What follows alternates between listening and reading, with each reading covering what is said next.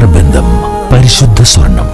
Sara golden diamonds, Thrissur road, Edappal. ഇനി എന്തിന് വേറൊരു ഓപ്ഷൻ? ചാലിശ്ശേരി പാടശേഖരങ്ങളിൽ തീറ്റ തേടി താറാവ് കൂട്ടങ്ങളെത്തി. കൊയ്ത്തു കഴിഞ്ഞ പാടശേഖരങ്ങളിലേക്കാണ് കുട്ടനാടൻ താറാവ് കൂട്ടങ്ങൾ എത്തിയത്.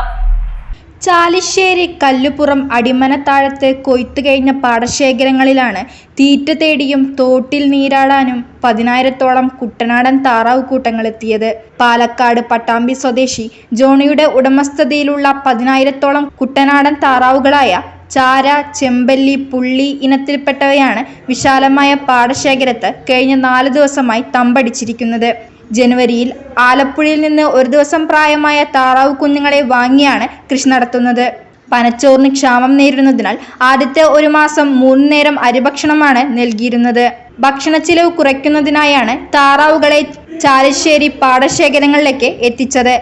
ചൂട് ശക്തമാകുന്നതോടെ പാടശേഖരത്തെ തീറ്റ ഒഴിവാക്കി താറാവുകളെല്ലാം തോട്ടിലെ വെള്ളത്തിൽ നീരാടും. നിരവധി യാത്രക്കാരാണ് തോട്ടിൽ നീന്തിക്കളിക്കുന്ന താറാവ് കൂട്ടങ്ങളെ കാണുവാൻ ഇവിടെ എത്തുന്നത്. ഒരാഴ്ച കഴിഞ്ഞാൽ മലപ്പുറം ജില്ലയുടെ കായൽ പ്രദേശങ്ങളിലേക്ക് താറാവ് കൂട്ടങ്ങൾ പോകും. നവംബർ അവസാനത്തോടെ താറാവുകളെയെല്ലാം ആന്ധ്ര, മൈസൂർ, തമിഴ്നാട്, കർണാടകം എന്നീ സംസ്ഥാനങ്ങളിലെ കൃഷിക്കാർക്ക് കൈമാറും. പാലക്കാട്ടെ താറാവ് കർഷകർ ഏറെ പ്രതിസന്ധിയിലാണെന്ന് 4.5 പതിറ്റാണ്ടായി പണിയെടുക്കുന്ന കണ്ണാടി സ്വദേശി സുദേവൻ പറഞ്ഞു.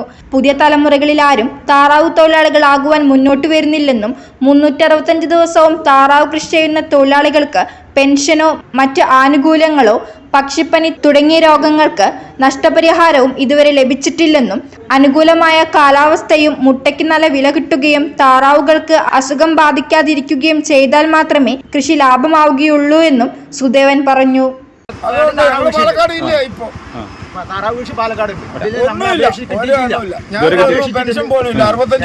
നമ്മളിതായിട്ടുണ്ട്. പണ്ട് കാലത്ത് നമ്മൾ ലോണ് പോലും ഇത് ചത്തുപോണതിന് അങ്ങനെ ലോണ് തരണമെന്ന് പോലും ചോദിച്ചിട്ടുണ്ട്.